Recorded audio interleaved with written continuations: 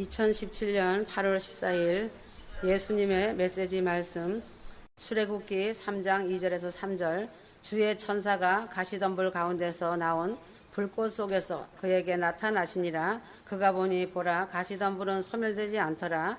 모세가 말하기를 이제 내가 옆으로 비켜서서 어찌하여 그 가시덤불이 타지 않는지 이 큰 광경을 보리라 하는데, 성경에 새벽이라는 말이 많이 나오고 깜깜한 밤중이라고 하는 말이 많이 나온다. 아주 중요한 말이다. 깜깜한 밤이 있으면 날이 새기 직전이 있고 날이 새면서 밝은 아침이 온다. 인생사도 이와 같은 것이다. 이 말은 얼마나 인생이 삶을 살아가는데 진실로 확인되는 말이다. 자신의 평생에 살아가면서 겪는 경험들을 거짓 없는 눈으로 직시해 보아도 알 것이다. 날이 새기 직전이 가장 어둡고 깜깜하다는 것을 인생사의 상식이다.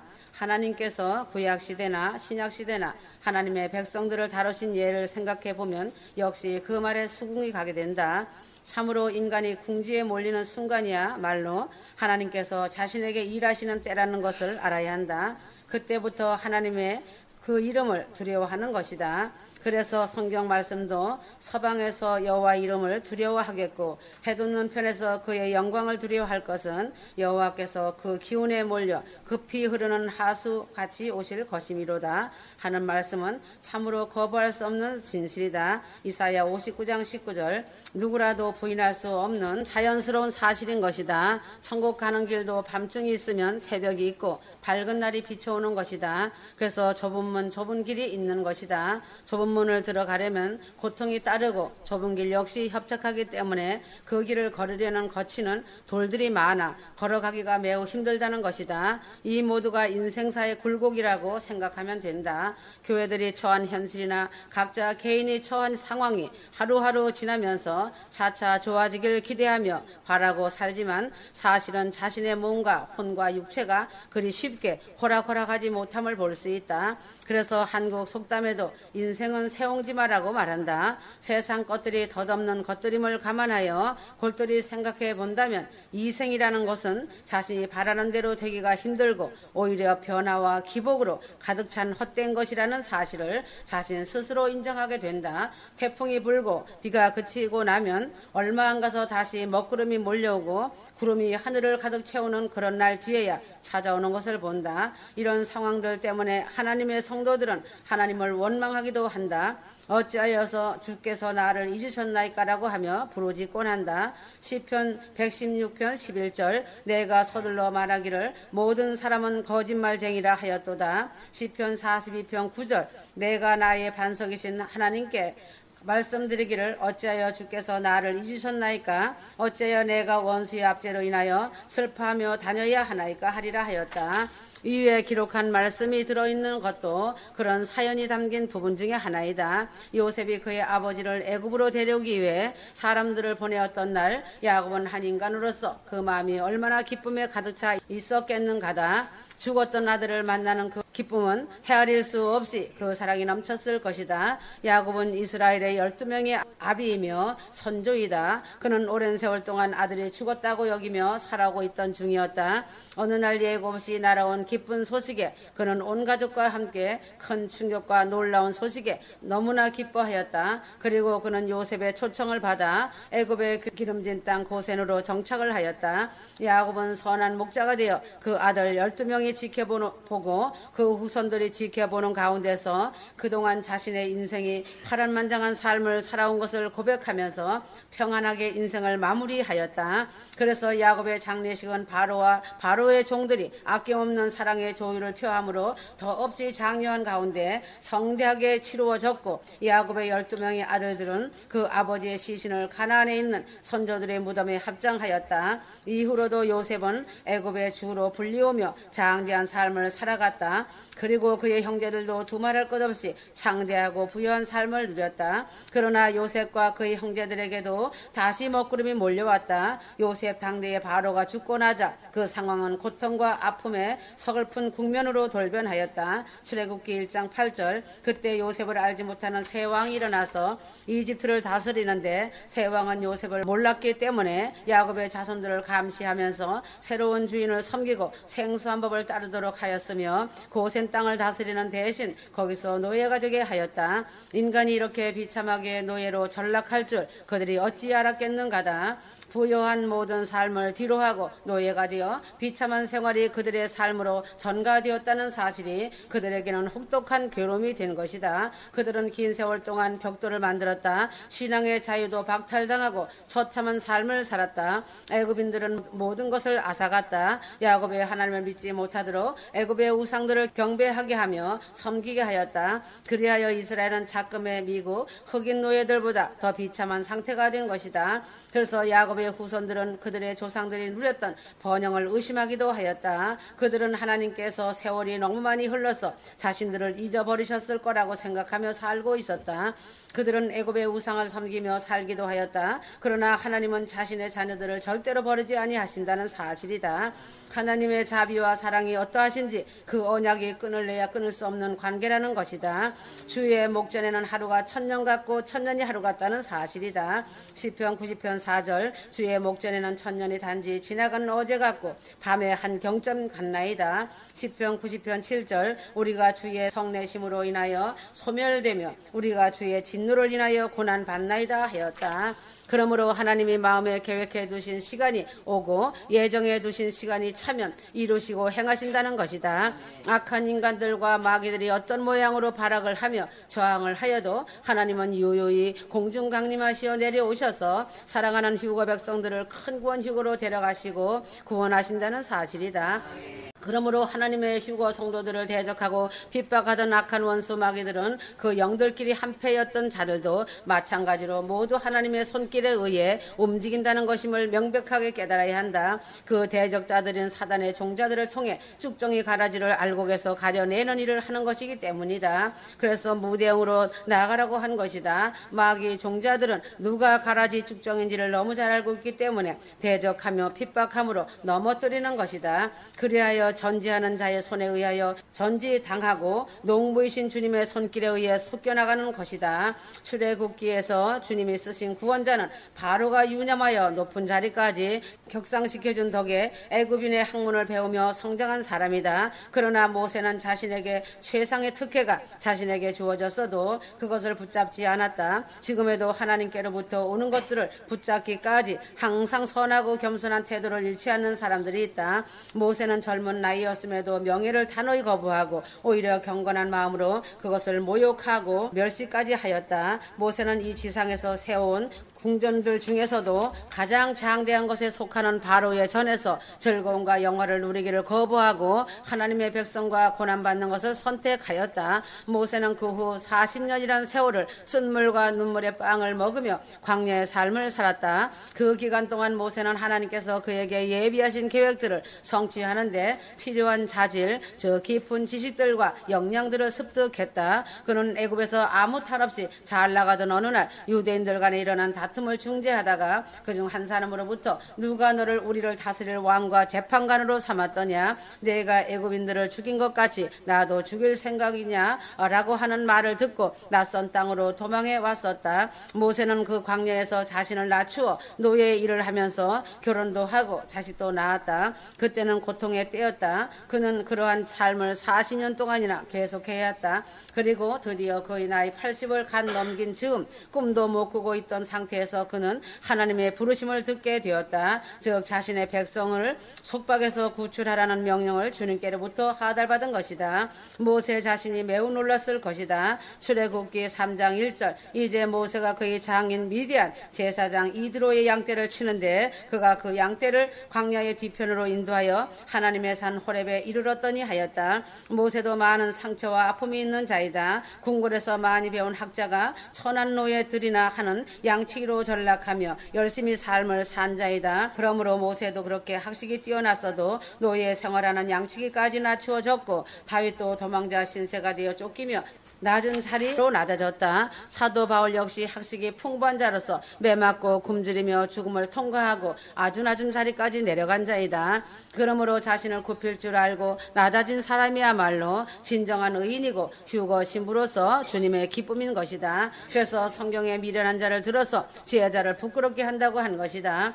세상에는 위대한 사람이라고 불리는 자들이 많이 있다. 이들 중에는 교만이 머리 위를 넘어서 폭발하는 자들도 있고 폭발하기 직전인 지경으로 마음에 꽉 들어차 있는 자들도 너무 많다. 그러한 자들은 자신이 너무 잘 알고 높다는 것을 자가당착하며 자신에게 속으며 착각 속에 살고 있다. 자신에게 속는 것은 사탄의 속임수에 넘어진 자들이다. 그런 자는 자신은 그 어떤 바람이 불어도 이겨낼 수 있다고 생각하며 산다. 그러하나 이런 자들은 끔찍한 폭풍이 불어닥치면 그런 나무들은 속이 썩어 있기 때문에 뿌리채 힘없이 뽑혀버리고 만다.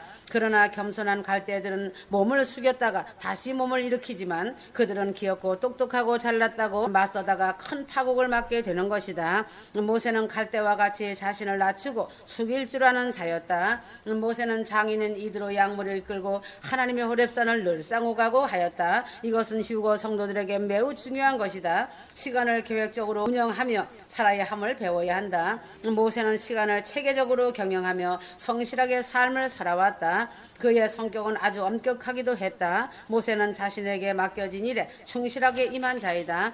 하나님은 게으른 자들을 제일 싫어하신다. 하나님 앞에 헌신하며 사역하는 것과 하나님의 일을 잘 운영하는 것은 동전의 앞뒤와 같다. 휴거 성도들은 성실해야 한다. 하나님께서는 자신이 하는 일에 게으름을 피우는 사람을 부르시고 세우시는 법이 없으시다는 것을 알아야 한다. 출애굽기 3장 2절 여호와의 사자가 떨기나무 불꽃 가운데서 그에게 나타나시니라. 그가 보니 떨기나무에 불이 붙었으나 사라지지 아니한지라.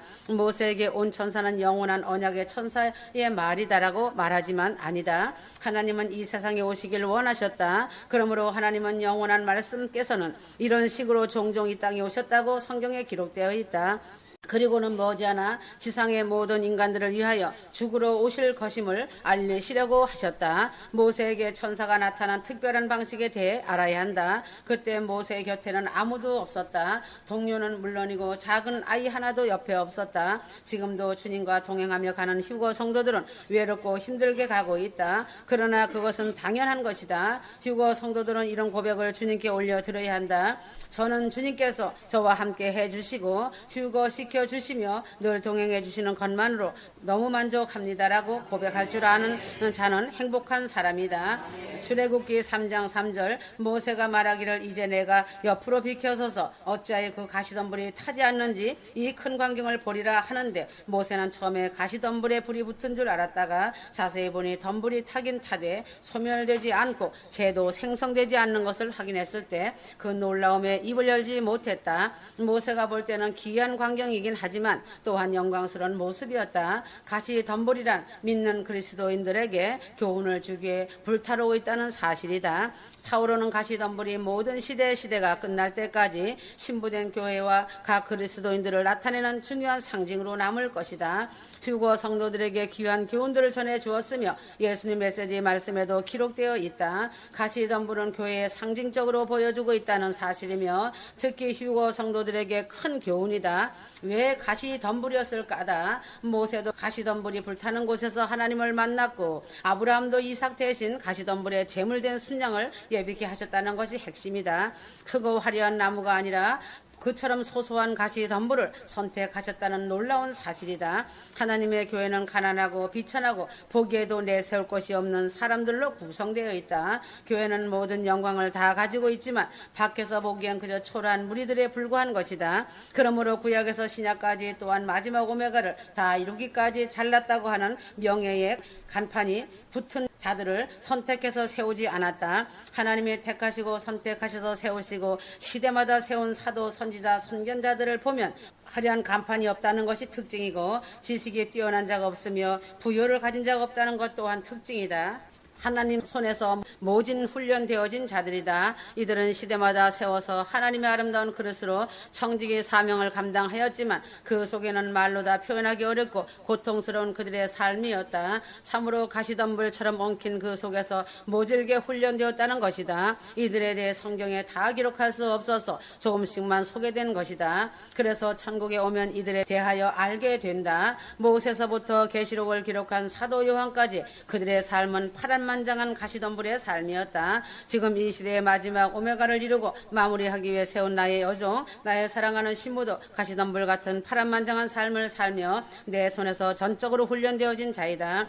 볼품없고 자신을 내놓을 것 없지만 나의 아주 귀한 금굿으로 사용받고 있다. 휴거 성도들이 모여서 예배드리는 예배당 역시 아주 초라하고 보잘것없지만 그 안에는 휴거의 아름다운 영광의 영이 흐르고 성령 충만이 넘치고 성령의 기름 부음이 넘치고 있다. 생명의 말씀에 생수가 넘치는 곳이다. 신부들 속에서 생수가 넘치고 있다. 고린도전서 1장 26절 형제들아 너희는 너희의 부르심을 보라. 부르심을 받은 자들은 육신을 따라 지혜로운 자가 많지 않고 권력 있는 자도 많지 않으며 좋은 가문에서 태어난 자도 많지 아니하니라 하였다. 그러나 모두가 하나같이 다 그런 것은 아니다. 이 중에도 부한 자도 가끔은 있다. 부유함을 얻은 자는 하나님께 감사를 올려야 한다. 몇 배나 더 감사하는 마음을 가져야 마땅한 것이다. 하나님의 백성들은 언제나 나지막하고 초라한 가시덤불에 불과했다. 예수 그리스도는 한없이 풍성하지만 주님의 교회는 더없이 초라하고 가난하다.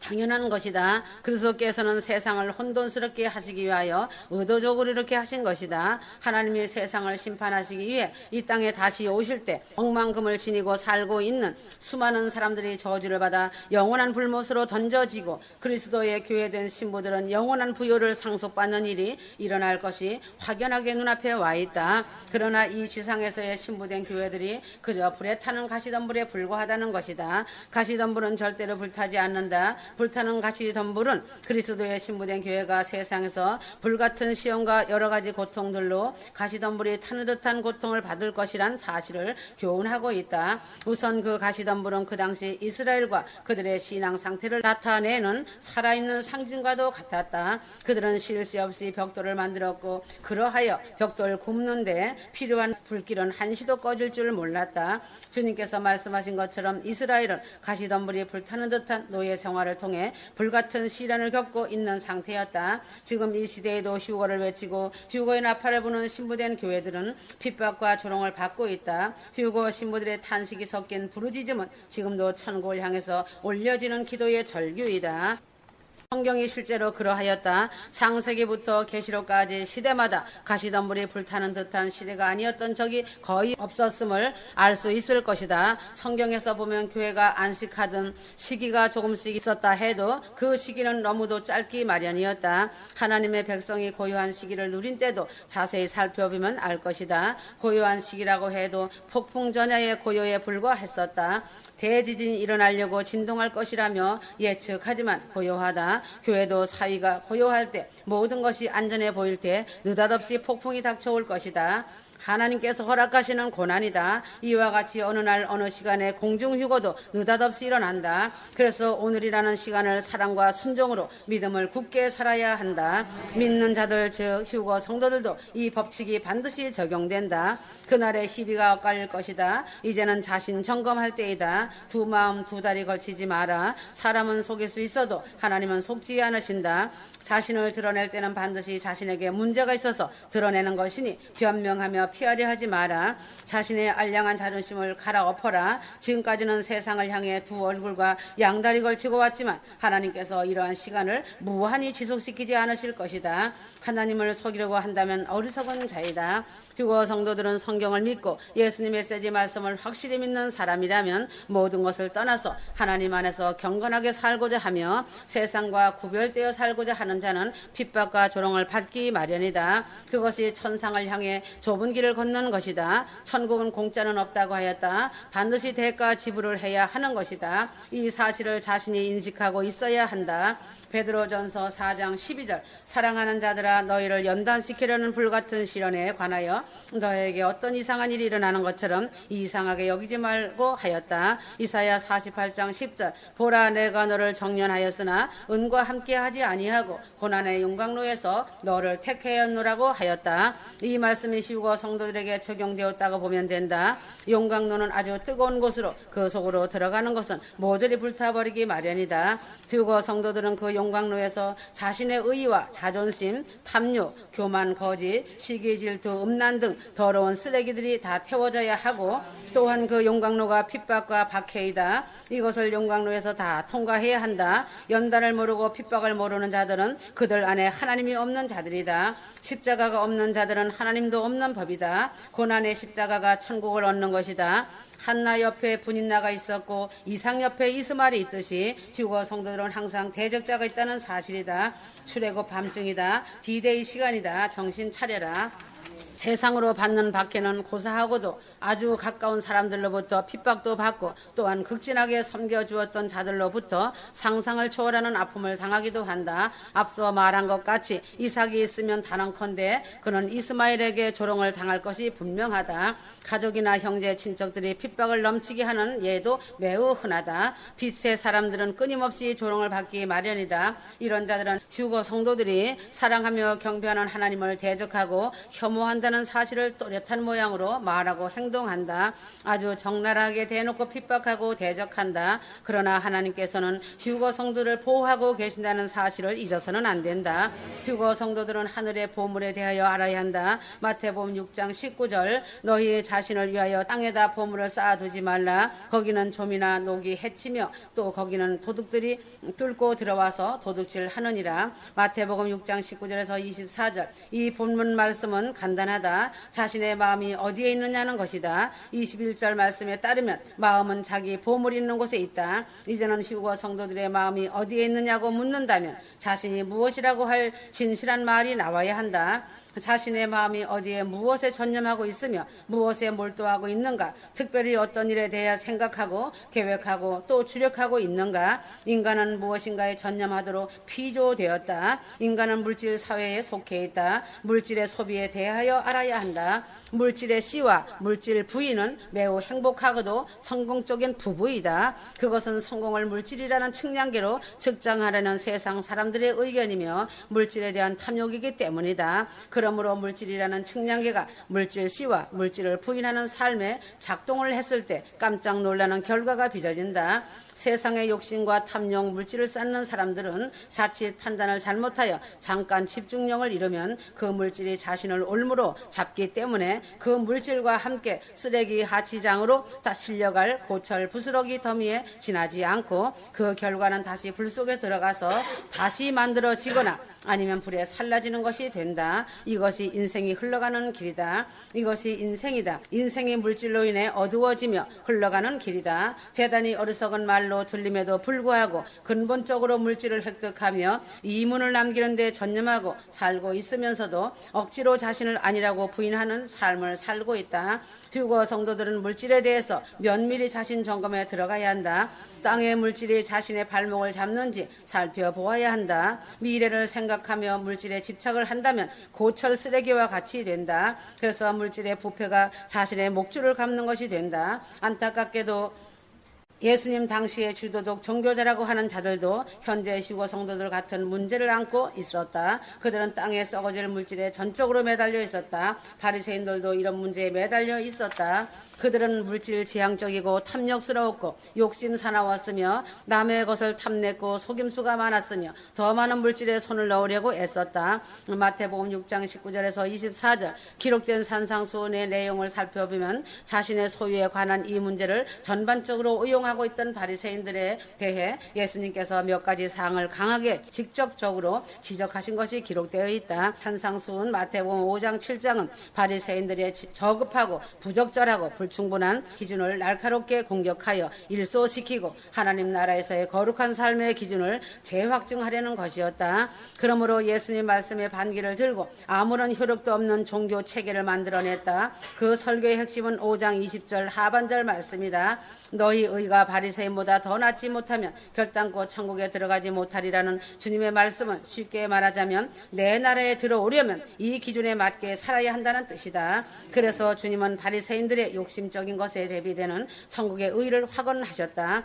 그러하다면 천국의 소망을 두고 휴거가 임박한 이때에 삶을 살아가는 휴거 성도들은 예수 그리스도께서 5장 20절에 말씀하시는 말씀에 그대로 순종하며 버리고 내려놓음의 삶인지 아니면 아직도 세상의 미래에 대한 욕심이 있는지 자신을 점검해야 한다. 바리새인만도 못하게 사는지 이 말씀은 두려운 말씀이다. 휴거 성도들은 앞으로의 장래성은 이 땅에서도 전혀 없다는 것이 사실이다. 욕심에 의해 살다가 욕심에 의해 그날에 슬피 울며 애곡하는 일이 없어야 한다. 그러므로 자신에 대한 올바른 견해가 반드시 성찰되어 있어야 한다. 마태복음 5장 1절 12절에서 예수께서는 내 나라에 들어오려면 네 자신에 대해 올바른 견해를 가져야 한다고 말씀하셨다. 바리새인들은 교만했고 자기 중심적이었으며 자족적이었다. 하지만 휴거 성도는 심령이 상하고 죄를 애통해하며 온유하며 의에 줄이고 목말라하며 섬기고 나누는 삶이 몸에 배어 있어야 한다.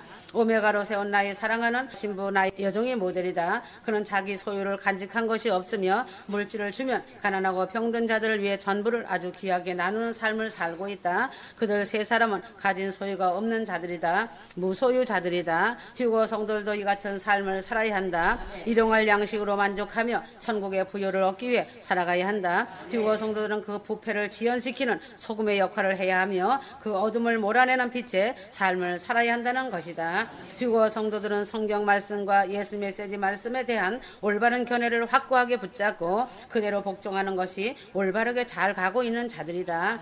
자신들이 도덕적인 문제에 대해서도 올바른 견해를 가져야 한다. 마태복음 5장 21절에서 48절이다. 도덕상의 문제는 외적인 것에 신경을 쓰는 것이 아니고 어떤 행위를 하고 안 하고의 문제가 아니라 무엇을 생각하느냐 하지 않느냐의 문제이다.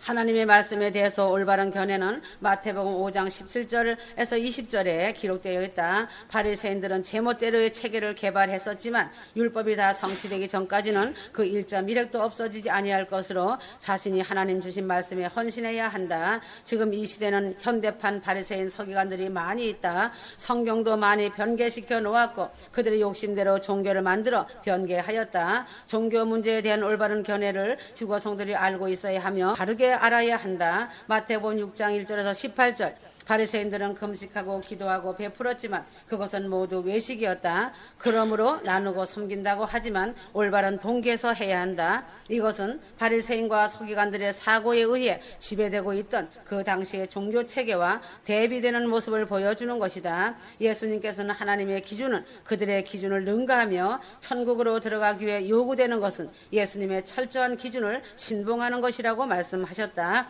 예수님의 기준을 벗어나는 것은 헛수고라고 하셨다. 예수님께서는 마태복음 6장 19절에서 34절에서 부와 사치에 대해서 19절 24절에 꼭 필요한 의식주에 대해서도 올바르게 살고 알아야 한다고 하셨다. 25절 34절에 말씀하셨다. 먼저 주님은 자신이 소유한 부의 문제를 반드시 다루시고 그 다음은 먹고 자고 살고 입는 것 등 생활에 꼭 필요한 것의 문제를 다루신다.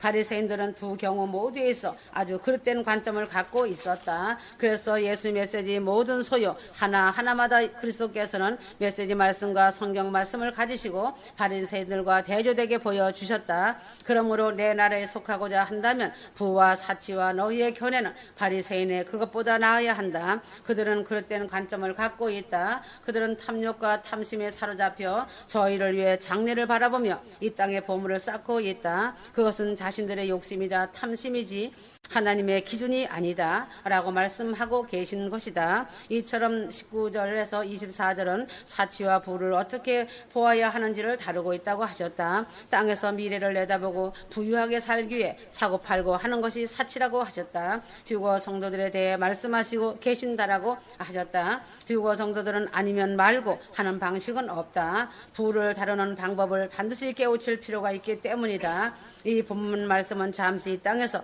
나그네로 살아가는 동안 먹고 마시고 잠자고 있고 하는 단순한 필요 이상의 사치와 부를 어떻게 다루며 살아야 하는지에 대하여 보여주는 교훈의 말씀이다. 휴거 성도들은 본향으로 떠날 시간이 임박한 이때에 당연히 예수님 말씀하시는 올바른 방향으로 행하며 삶을 살아야 한다. 탐욕적인 체계와 거짓 종교에 대해 알아야 한다. 마태복음 6장 1절에서 18절 바리새인 종교의 위선을 보여주고 있으며 외식적 종교가 있는 곳에는 탐욕도 있음을 지적하고 있다. 그래서 주님은 부와 돈에 대한 그들의 가증함을 다루시는 것이다. 거짓 목사, 사꾼 목사, 짓지 못하는 벙어리 개 목사들과 거짓 교사라고 지칭하는 추한 사역자들을 볼 때마다 그가 돈 때문에 행동하고 거짓의 언어를 쏟아내는 모습을 볼 수 있다. 이것이 성경의 더러운 이익을 위하여 사역하지 말라고 한 것이다. 베드로전서 5장 2절 너희 가운데 있는 하나님의 양무리를 치고 돌보되 마지 못하여 하지 말고 자원함으로 하며 더러운 이익을 위하여 하지 말고 준비된 마음으로 하며라고 하였다. 성경은 외식적 종교의 특징을 두 가지로 대별하고 있다. 그 하나는 돈에 대한 탐욕, 또 하나는 부도덕한 정욕이다. 거짓 종교와 거짓 종교 지도자들이 가는 길에는 늘 두 가지가 따른다. 비록 이들만이 아니라 휴거 성도들도 자신을 돌아보아 이들 같은 마음이 자신 속에 있지 않은가 점검하고 내려놓아야 그날 그 시간에 영광을 볼 것이다. 자신의 마음을 속이는 것 같이 가증한 것은 없다. 지금 이 시대만 그런 것이 아니었다. 구약에도 이해와 같은 일이 있었다. 구약 시대에도 외식이 있는 곳에는 돈에 대한 탐욕도 있었다. 사무엘상 2장에 잘 기록되어 있다. 엘리는 이스라엘의 대제사장으로서 당시 종교 지도자 중에 핵심 인물이었다. 그에게는 홈니와 비누하스라고 하는 두 아들이 있었다. 그들은 막중한 책임을 맡고 있는 사람이었다. 그들은 대제사장의 아들로서 하나님과 그 백성 앞에 책임을 지고 있었던 것이다. 하지만 그들은 불량자이다. 지독한 위선자였다. 그들은 전적으로 부도덕하고 정욕적이고 음탕하고 호색적이었으며 하나님께서 경배받으시는 바로 그곳에서 문란한 삶을 살았다. 너무도 악하고 비열하여 여호와께서는 결국 그들을 쳐서 죽게 하였다. 홈리와 비누하스는 영적인 사기꾼이었으므로 탐욕으로 특징 지워진 자들이다. 이 말씀이 사무엘상 2장에 기록되어 있다.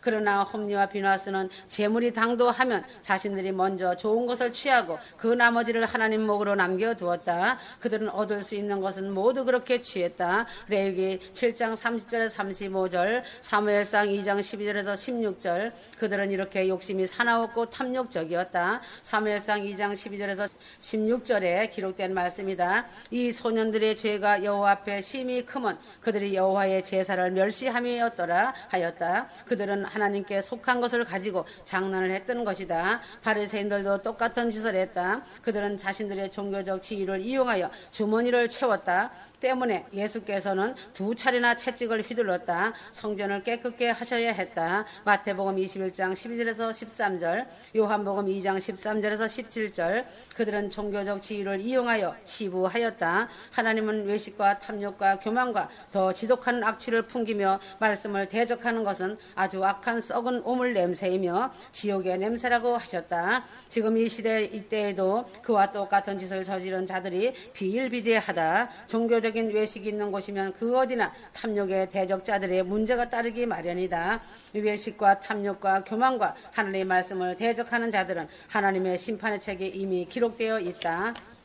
바리새인들에게 있어 부유하다는 것은 탐욕을 잔뜩 끌어안고서 그것이 거룩함의 증표라고 하였다. 그들은 지극히 의로운 자라고 자랑하였으며 하나님께서 축복해 주셨기 때문에 부유하다고 생각한 것이다. 마태복음 19장 24절 약대가 바늘귀로 들어가는 것이 부자가 하나님의 나라에 들어가는 것보다 쉬우니라 하셨다. 이처럼 주님의 말씀은 그들에게 아주 충격적인 말씀이셨다. 바리새인들은 부유는 어떤 사람의 삶을 하나님께서 승인하신다는 하는 것이었다. 왜냐하면 하나님께서 의로운 사람에게 부를 주신다고 그들은 믿었기 때문이다. 마태복음 19장 24절은 주님께서 그렇게 말씀하시지 않으셨다. 그들은 돈을 곧 하나님의 축복으로 평가했기 때문에 탐욕적으로 돈을 모았고 돈이 많아질수록 더욱 신령한 채 했다. 그래서 안나스와 가야바는 성전에서 특별한 이권을 행사하며 즉석에서 현금을 융통할 수 있는 큰 부자가 되었다. 지금은 다 왔다. 휴거 성도들은 알 것이다. 하나님의 나팔 소리에 자신의 이름이 불려져야 하며 가족과 권력 친척의 이름이 불려져야 한다는 것을 말이다. 그러하다면 자신의 언행 심사가 어떠해야 하는지 자신을 보아라. 휴거는 사랑이다. 원수까지도 사랑하라고 누누이 말했다. 지금은 다 드러나지 않을 것이 없다. 다 드러내주면 십자가 보혈 의지하여 회개하여라. 천국문을 들어가려면 오직 회개밖에 없으며 그것이 살 길이다. 자신이 어떤 열매인가 자신을 먼저 보아야 한다. 남의 일에 간섭하지 마라. 세상을 보면 어느 시점이라는 것을 알 수 있다. 긴박하다. 아멘. 아멘.